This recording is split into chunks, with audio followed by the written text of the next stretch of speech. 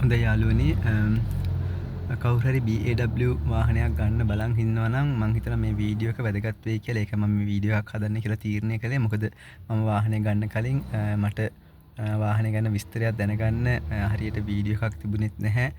සහ මේ වාහනයක් මට එහෙම බලන්න හම්බුන්නේ නැහැ. ඒකේ හින්දා තමයි මම වීඩියෝ එක හදන්නේ. මේ මොකද වාහනේ ගන්න බලාපොරොත්තු වෙන ඉන්න කෙනෙකුට ඒක උදව්වක් වෙයි කියලා හිතනවා තීරණයක් ගන්න. මම මේ වාහනේ ඊයේ තමයි අරගෙන ආවේ. ඇත්තටම කියනවා නම් ඊයේ මට උදේ 11ට විතර තමයි ටයිම් එක හම්බුනේ බ්‍රවුන්ස් ඩෙලිවරි හබ් එකට එන්න කියලා. මම ඒ වෙලාවට ගියා. ඒ වෙලාවට කලින් ගියා. කොහොම හරි මට එතන පැයක් විතර ප්‍රමාදයක් වුණා. නමුත් මට ගැටලුවක් නැතුව වාහනේ හම්බ වුණා. ඒතකොට වාහනේ හම්බ වෙනකොට ඒ වෙලාවේ චාර්ජ් එක තිබුණේ 90ක් විතර. එතකොට මම ඒ වෙලේ කියලා ඉවරලා තව 10%ක් චාර්ජ් වෙනකන් ගහලා චාර්ජ් කරගෙන තමයි වාහනේ අරගත්තේ. එතකොට මම අනුරාධපුරයට තමයි වාහනේ අරගෙන ආවේ. එතකොට එතන දුර තිබුණා එන්න ඕන දුර කිලෝමීටර් 212ක් විතර ප්‍රමාණයක් තිබුණා. එතකොට මේකේ රේන්ජ් එක 220යි. ඉතින් මම අවදානමක් අරගෙන තමයි මේ වාහනේ පැදගෙන ආවේ. මම මුල් ටිකේ නම් AC නැතුව ආවේ. සාමාන්‍යයෙන් ආපු ගමනෙන් 3න් 2ක් විතර ප්‍රමාණයක් AC නැතුව ආවේ. ඒ වුණාට කිලෝමීටර් මං හිතන්නේ 60ක විතර ප්‍රමාණයක් AC දාගෙනත් ආවා. එතකොට මට ඇත්තටම ගෙදර එන්න පුළුවන් වුණා වාහනේ. මේ ඩ්‍රයිව් කරන ගෙදර එන්න පුළුවන් වුණා. එතකොට ගෙදර ආවට පස්සේ තව කිලෝමීටර් 15ක විතර ප්‍රමාණයක් ඩ්‍රයිව් කරන්න පුළුවන්කම ඉතිරි වෙලා තිබුණා. 10%ක් 112ක් විතර ප්‍රමාණයක් ඉතිරි වෙලා තිබුණා බැටරියෙන්. එතකොට කවුරු හරි හිතනවනේ මේක රේන්ජ් එක වැරදි කියලා මේ 220ක්ම නෑ කියලා 220ක්ම යන්න පුළුවන්.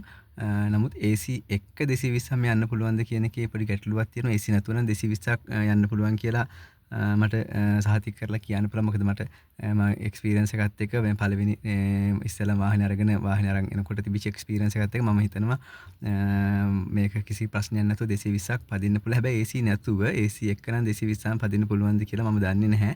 මගේ ගමනේ මම එතකොට කිලෝමීටර් 60ක් විතර ප්‍රමාණයක් AC විතර තමයි AC දාගෙන ආවේ. අනිත් එකේ ෂටර්ස් අරගෙන AC දාන්න නැතුව තමයි ආවේ. එතකොට මේ දැන් ඊයේ රෑ මම charge එකට ගැහුවා. charge එක ගැහුවට පස්සේ 100%ක්ම charge වෙනකන් පැයද. එතකොට මම වාහනේ ගන්නකොට මෙතන මේ ඔයාලට පේනවා මෙතන දැනට මම මේ පැදලා තියෙනවා 287ක්. එතකොට මම වාහනේ අතර ගන්නකොට එතන 25ක් විතර තිබුණා. එතකොට මම අද දවසේ පැදපුවත් එක්ක තමයි මේ තියෙන්නේ. දැන් අද දවසේ මම charge කරාට පස්සේ 220 නේ. එතකොට charge එක තිබුණේ 220ක් මෙතන range එක වෙනවා charge එක තිබුණාට පස්සේ. එතකොට 100%ක් මෙතනින් පෙන්නනවා charge එක. දැන් 170ක් වෙනකන් අඩු වෙලා තියෙනවා. එතකොට 220න් දැන් 154ක් වෙනකන් අඩු වෙලා තියෙනවා. ඒ කියන්නේ එතන 46යි 80 46යි 60 6ක විතර ප්‍රමාණයක් දැන් මම ඩ්‍රයිව් කරලා තියෙනවා අද දවසට. ඒකට 130ක ප්‍රමාණයක් charge එක බහැලා තියෙනවා.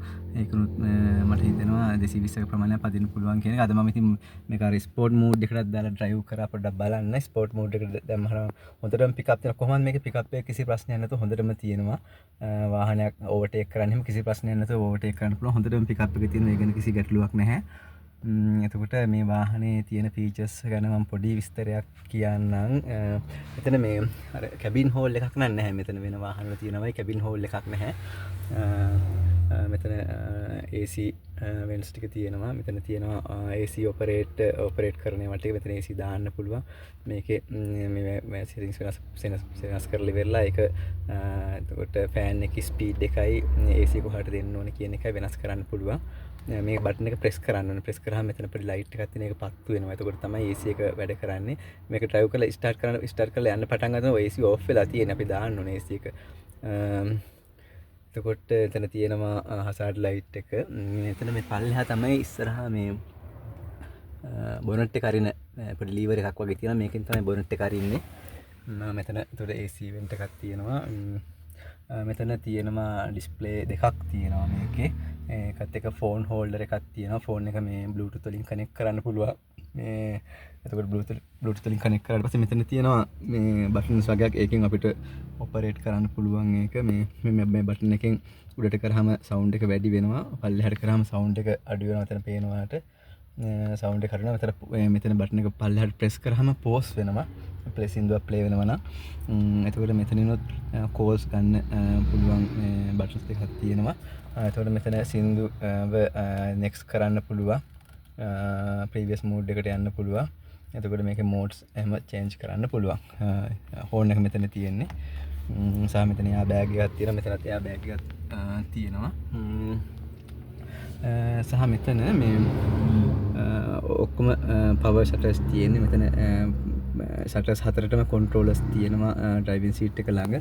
සහ අපිට ෂටර්ස් ලොක් කරන්න පුළුවන්, ඩෝර්ස් ලොක් කරන්න පුළුවන්. මෙතන බටන්ස් වගේක් තියෙනවා. සහ මේ හැම ඩෝ එකකම කන්ට්‍රෝලර්ස් එහෙම තියෙනවා. ෂටර්ස් කන්ට්‍රෝල් කරන්න පුළුවන් විදිහට තියෙනවා. මෙතන මැද බඩු තියාගන්න පුළුවන් විදිහට මොකුත් නැහැ. සහ මෙතන තියෙනවා ගියර්ස් දාන ලීවර් එක. ඒකේ තියෙනවා මෙතන ඩ්‍රයිව් මෝඩ් එකයි, නෝමල් මෝඩ් එකයි, රිවර්ස් මෝඩ් එක, සහ ස්පෝර්ට් මෝඩ් එක. මෙතන තමයි ස්ටාර්ට් බටන් එක තියෙන්නේ.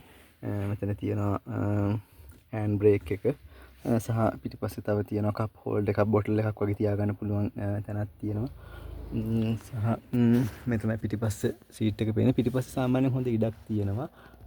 වාහනේ සාමාන්‍යයෙන් උසයි, එල්ටෝ එකට වඩා උසයි. ඒකින්ද හෙඩ් රූම් එකත් හොඳට තියෙනවා. මෙතන පල්ලෙහා ස්පීකර් එකක් තියෙනවා. සහ එතනක් තියෙනවා පොඩි බඩු දාගන්න පුළුවන් පොඩි ඉඩක්. ඉතින් ඒ විස්තර ටික තමයි තියෙන්නේ. මෙතන රියර් මිරර් එක තියෙනවා. මෙතන ලයිට් එක තියෙනවා. මෙතන තියෙනවා පොඩි කණ්ණාඩියක්. ඒක නම් කණ්ණාඩියක් නැහැ. ඒ විස්තර ටික තමයි ඉතින් මට ඇත්තටම කියන්නේ. මෙතන තියෙනවා පොඩි ඩොකියුමන්ට්ස් දාගන්න පුළුවන් විදිහට පොඩි පොකට් එකක් වගේ තියෙනවා. වාහනේ පිටිපස්සේ සීට් එක පිටිපස්සේ පොකට්ස් තියෙනවා. ඒ විස්තර ටික තමයි ඉතින් මට කියන්න තියෙන්නේ. මේ මගේ මම එක දවසයි දැන් වාහනේ පැද්දේ. ඉතින් මම සතුටුයි ඇත්තටම වාහනේ ගැන. මේ මට එහෙම කිසිම මේ වියදමත් එක්ක වාහනේ ගත්ත මිලත් එක්ක මේ කිසිම අපරාධ කියලා හිතෙන්නේ නැහැ. මොකද මේ වාහනේ ගොඩක් හොඳ ෆීචර්ස් ටිකක් තියෙනවා මේ මුදලට හරියන විදිහට. මම තව වීඩියෝ කිහිපයක් කරන්නම් මේක ඉස්සරහට කොහොමද මගේ මම ඉස්සරහට මොන වගේ ප්‍රශ්න එනවද කියලා මොන හරි තිබුණොත් මම වීඩියෝස් කරලා දාන්න. මේකේ සර්විස් කරන්න තියෙනවා. ඒ වගේ මොනවද විස්තරය කියලා මම ඔයාලට කියන්න. මම හිතනවා මේ වීඩියෝ එක ඔයාලට උදව්වක් වෙන්නේ නැති කියලා. ඔයාලට හිතනවා මේ වීඩියෝ එකෙන් ඔයාලට උදව්වක් වුණා කියලා ලයික් එකක් හරි කමෙන්ට් එකක් හරි දාන්න, ෂෙයා කරන්න. එහෙම ෂෙයා කරලා කමෙන්ට් එකක් ගම මම තව වීඩියෝ එකක් හදන්න ඒක මට උදව්වක් වේවි.